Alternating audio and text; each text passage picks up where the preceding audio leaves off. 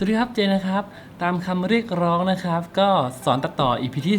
2กลับมาแล้วนะครับหลังจากที่ห่างหายไปประมาณเกือบ3 ปีได้เลยนะครับ EP ที่2เนี่ยก็จะเป็นเกี่ยวกับการสอนเกรดสีวิดีโอสไตล์เฮียเจนะครับ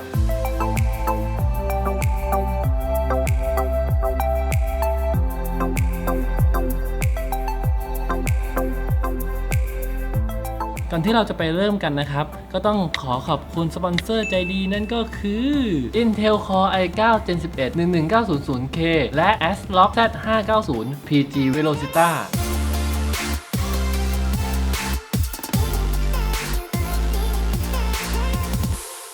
สายทำงานกราฟิกตัดต่ออย่างเราเบื่อไหมครับที่ต้องมารอเรนเดอร์งานนานๆแทนที่เราจะมีเวลาไปทำอะไรอย่างอื่นอีกเยอะแยะวันนี้เจก็เลยขอแนะนำ Intel Core i9 11900K CPU ตัวท็อปใหม่ล่าสุดของทาง Intel Gen 11 Core S Series ความเร็วเริ่มต้นที่ 3.5 GHz Support AI Intel Deep Learning Boost และมี Intel Adaptive Boost Technology ความเร็ว CPU สูงสุด 5.3 GHz และยังสามารถ overclock เพิ่มได้ด้วยนะครับพร้อมกับการ์ดจอตัวใหม่ Intel UHDกราฟิก 750 ในโครงสร้าง Intel Iris Xe ถ้าพูดให้เข้าใจง่ายๆเลยนะครับก็คือการทำงานกราฟิกต่างๆเนี่ยถ้า CPU ของเรามีประสิทธิภาพได้ไม่มากพอก็จะทำให้การทำงานของเราเนี่ยมันอืดมันช้านะครับสเปคขนาดนี้ไม่ต้องห่วงอีกแล้วเรื่องรอเรนเดอร์นานตัวต่อไปเลยก็จะเป็นเมนบอร์ดที่เป็นหัวใจหลักรวบรวมทุกอย่างของคอมพิวเตอร์ของเราไว้สำหรับ ASRock Z590 PG Velocita เนี่ยมาพร้อมกับ 14 Power Phase สามารถดันแรมได้สูงสุดถึง 4,800 MHz แถมยังมาพร้อมกับ 2.5 Gigabit LAN และ Wi-Fi 6E ตัวใหม่ครบทุกฟังก์ชันการเชื่อมต่อจริงๆจุดเด่นเลยก็คือรองรับโปรเซสเซอร์ Intel Core TM Gen 10 แล้วก็ Gen 11 ด้วยนะครับเรียกได้ว่ามีคู่นี้ทำงานร่วมกันการตัดต่อการทำกราฟิกของเรานะครับก็สามารถทำได้อย่างทันใจได้คุณภาพงานที่ดีแน่นอนครับหลังจากที่เรารู้สเปคคร่าวๆไปแล้วนะครับ next station ต่อไปก็คือสอนเกรดสีวิดีโอจริงๆแล้วโดยคลิปนี้นะครับเจก็จะใช้2ตัวนี้เป็นตัวช่วยหลักของเจกันนะครับมาเริ่มกันที่อันแรกกันเลยนะครับหนึ่งก็คือเรื่องของไฟล์กล้องที่ถ่ายออกมาโดยปกติแล้วนะครับการถ่ายวิดีโอเนี่ยก็จะมีไฟล์อยู่2ประเภทหลักๆเลยนะครับ1ก็จะเป็นไฟล์วิดีโอปกติไฟล์วิดีโอทั่วไปนั่นแหละ2ก็คือไฟล์วิดีโอที่เรียกว่าหลอกนะครับหลอกคืออะไรหลอกก็คือไฟล์วิดีโอที่เปรียบเหมือนเป็นไฟล์รอของภาพนิ่งอ่ะไฟล์หลอกเนี่ยมันก็จะเป็นภาพที่มีสีซีดๆหน่อยคอนทราสต์น้อยๆนะครับเกรดสีออกมาแล้วเนี่ยจะเกรดสีได้ละเอียดกว่าอะไรกว่าเพราะว่ามันสามารถเก็บดีเทลภาพได้ดีกว่าทั้งเรื่อง Dynamic Range อะไรอย่างเงี้ยซึ่งถามว่าเจเคยเกรดสีอันนี้ไหมก็บอกเลยว่าไม่นะครับเพราะว่า1เลยก็คือไม่ได้จริงจังเรื่องการเกรดสี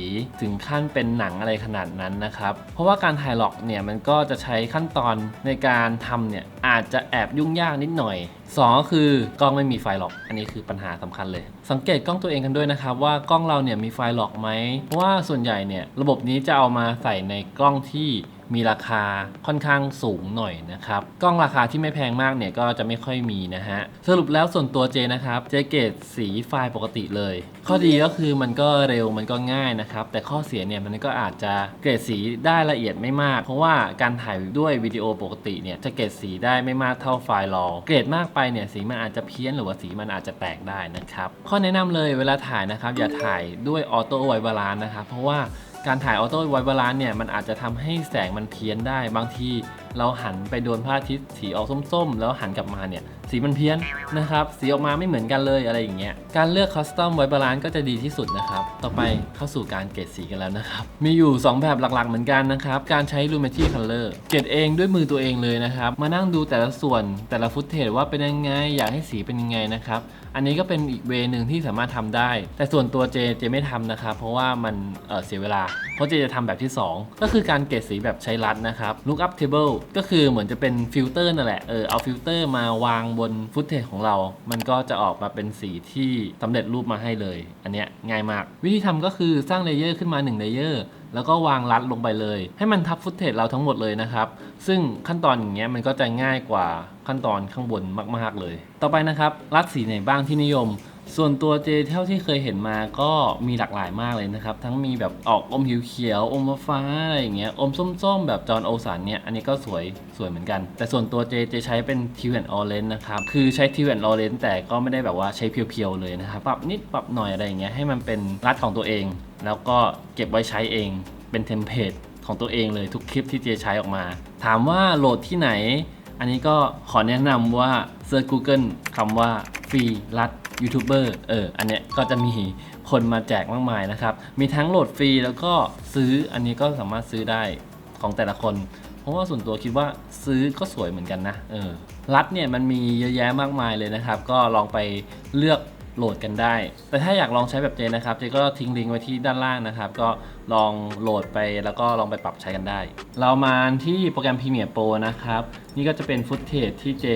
ตัดไว้เมื่อประมาณ1 ชั่วโมงที่แล้ววิธีใส่รัดใส่ยังไงนะครับเราก็ไปที่ตรงนี้ครับมุมซ้ายล่างตัวกระดาษที่มันพับขึ้นมาครับคำว่า New Item เสร็จแล้วกดไปที่คำว่า Adjustment Layerเสร็จแล้วก็ไปที่ Time Rate นะครับเจขอปรับเป็น60เฟรมเรทเพราะว่าเจชอบลื่นๆเสร็จแล้วก็ลากขึ้นมาตรงนี้ครับลากจากตรงนี้ขึ้นมาตรงนี้แล้วก็ลากคลุมไปทั้งตัวฟุตเทจของเราเลยพอลากคลุมเสร็จปุ๊บเราก็ไปที่คำว่า Lumetri Color นะครับถ้าใครไม่มีตรงนี้ก็ไปที่คำว่า Window แล้วก็มาที่คำว่า Lumetri Color มันก็จะขึ้นมาตรงนี้แล้วเสร็จปุ๊บเราไปทันที่คำว่า Basic Collection นะครับคำว่า Input รัดตอนแรกมันเป็น None อยู่เจก็คลิกไปที่ Browse นะครับแล้วก็หารัดที่เราโหลดมาเลยซึ่งเจก็จะทดลองของเจนะครับเป็น Teal and Orange รัดนะครับป้าบมาเรียบร้อยแล้วอันนี้ก็คือมันก็จะมีรัดอยู่ในนี้แล้วนะครับลืมให้ดูฟุตเทจเปล่าๆก่อนอันนี้ก็จะเป็นสีสดแบบหน้าสดมากๆสังเกตว่าเห็นไหมสีมันก็จะเรียวๆหน่อยประมาณนี้ให้ดูคร่าวๆนะครับพอใส่รัดเสร็จปุ๊บมันก็จะเป็นสีแบบนี้ป้าบมาโอ้โหทีแวนออเรนจ์มันก็จะค่อนข้างที่จะแดงๆหน่อยนะเราก็ไม่ต้องไปใช้เพียวๆขนาดนั้นนะครับเราก็มาที่ตรงนี้ครับ Effect Control แล้วก็ไปที่คำว่า Opacity 100% แล้วก็ปรับเป็น30ลดความเข้มของตัวฟิลเตอร์ออกหน่อยนะครับเจดีขอเรียกเป็นฟิลเตอร์แล้วกันจะได้เข้าใจง่ายๆตอนนี้เราก็ลดฟิลเตอร์ไปแล้วนะครับนี่เป็นไงมันก็ดีขึ้นเห็นความแตกต่างไหมครับไม่เห็นเหรอปิดตาให้ก็ได้ไม่เห็นจริงๆเหรอเราปรับเป็น40แล้วกันเห็นยังครับเนาะประมาณนี้อันนี้ก็เสร็จแล้วสำหรับการใส่รัดนะครับต่อไปก็แชร์เทคนิคตัวเองแล้วกันก็จะมีการใส่ขอบเงาดำข้างๆจอนะครับจะชอบใส่อย่างนี้เพราะว่ามันดูสวยดีไปที่ข้างล่างสุดนะครับเพราะว่าวิกเน็ตอะไรก็เรียกนั่นแหละก็เป็นขอบดำนะครับเข้ามาเสร็จปุ๊บสุดเลยก็ได้ประมาณนี้แล้วกันสกินโทนเนี่ยมันก็จะออกส้มๆนะครับส้มๆเกินไปนิดนึงเจก็จะสร้างเลเยอร์ใหม่อีกเลเยอร์หนึ่งนะครับขึ้นมาเป็น adjustment layer เหมือนกันเสร็จปุ๊บลากมาตรงนี้ครับลากมาที่บรรทัดที่2นะครับแล้วก็ลากคุมเหมือนกันแล้วก็ไปที่ตรงนี้ครับคำว่า curve แล้วก็ไปที่คำว่า hue saturation curve นะครับแล้วก็เลือกลงมาตรงนี้ครับ hue vs hue นั่นเองตรงนี้แล้วก็คลิกไปตรงสีเหลืองๆปุ๊บเสร็จแล้วเราก็ปรับตัวสกินโทนของเราได้เลยครับนี่เราอยากจะเป็นฮักไหมเมื่อกี้มันออกส้มๆแดงๆหน่อยใช่ไหมครับเราก็ปรับออกมาให้มันแบบเหลืองๆนิดนึงประมาณนี้อย่าเหลืองมากนะครับเดี๋ยวคนหาว่าเป็นโรคเราก็ปรับมาหน่อยประมาณนี้ส้มๆนิดนึงเหลืองๆนิดหน่อยแล้วตรงนี้นะครับ hue vs set มันคือความเข้มของสีนะครับเราจะปรับแค่ไหนก็ได้อันเนี้ยแล้วแต่เราได้เลยส่วนตัวเจจะปรับนี้ประมาณนี้นิดเดียวพอสังเกตว่าสีมันสู้กันแล้วนะครับก็คือตอนแรกเนี่ยสีสดนะครับใส่ทิวแอนด์ออเรนจ์เข้าไปนี่เห็นไหมมันก็จะออกแดงๆส้มๆหน่อยเสร็จแล้วอีกเลเยอร์หนึ่งเราก็ปรับไอตัว Lumetri Color เนี่ยเข้าไปเสร็จปุ๊บมันก็จะออกอมเหลืองหน่อยอันนี้มันอาจจะมากเกินไปเราปรับตรงนี้ก็ได้ครับ Opacity ปรับเป็น50แตกต่างจาก100ไหม ก็แตกต่างอยู่นะก็แบบเป็น50ประมาณนี้ส่วนตัวเจไม่ได้ปรับแบบเวอร์ปรับสีเวอร์เหมือนหนังเหมือนย้อมสีใหม่อะไรขนาดนั้นนะครับเจก็แค่ปรับให้มันแบบว่าดูสีสดขึ้นสีสว่างขึ้นโดยรวมมันดูดีขึ้นกว่าเดิมแค่นั้นเองสังเกตว่าหน้าหมองไปนิดนึงอะไรอย่างเงี้ยเราก็กลับมาที่คำว่า Basic Collection นะครับเราก็ไปที่คำว่าโทนอันนี้เราก็ปรับได้เลยเหมือนแต่งภาพเราปรับให้มันสว่างขึ้นหน่อยอะไรเงี้ย Exposure ขึ้นไปหน่อย Contrastประมาณนี้ไฮไลท์ขึ้นไปหน่อยก็ได้Shadow ประมาณนี้ก็ได้คือไม่ต้องปรับเป๊ะๆแบบเจก็ได้นะครับอันนี้ก็แล้วแต่สไตล์ของแต่ละคนได้เลยเดี๋ยวมาให้ดูตรงนี้สังเกตน้ำทะเลนี่อันนี้คือน้ำทะเลที่ไม่ได้ไปนานมากๆแล้วนะครับแล้วก็นี่ปรับเลเยอร์1เลเยอร์2เลเยอร์2ลืมครับปรับไปที่ขอบดำเหมือนเดิมอันนี้เราก็ปรับให้มันแบบว่ามิดพอยต์เข้ามาหน่อยประมาณนี้ตามทันไหมทุกคนถ้าตามไม่ทันยังไงเดี๋ยวคอมเมนต์บอกได้นะครับเดี๋ยวเจไปตอบให้ประมาณนี้นะครับสรุปให้ฟังก่อนก็คือ1สร้างเลเยอร์ขึ้นมาใส่ รัดเข้าไปนะครับแล้วก็ปรับ opacity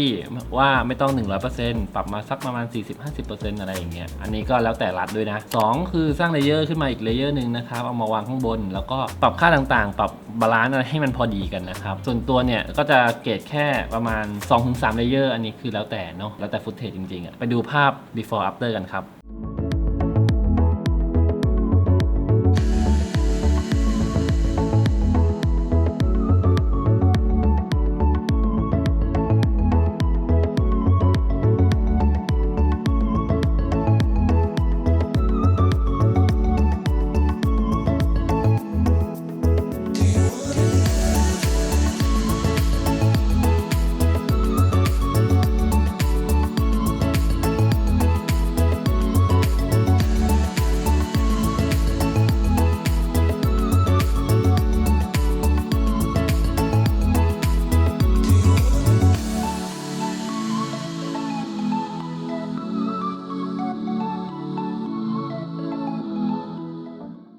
ก็มีประมาณนี้นะครับสำหรับการสอนเกรดสีวิดีโอสไตล์เฮียเจนะครับหวังว่าจะเป็นประโยชน์แล้วก็เอาไปปรับใช้กันได้แล้วก็อย่าเพิ่งครับทุกคนอย่าเพิ่งปิดคลิปอย่าเพิ่งครับส่วนตัวจะแชร์ว่า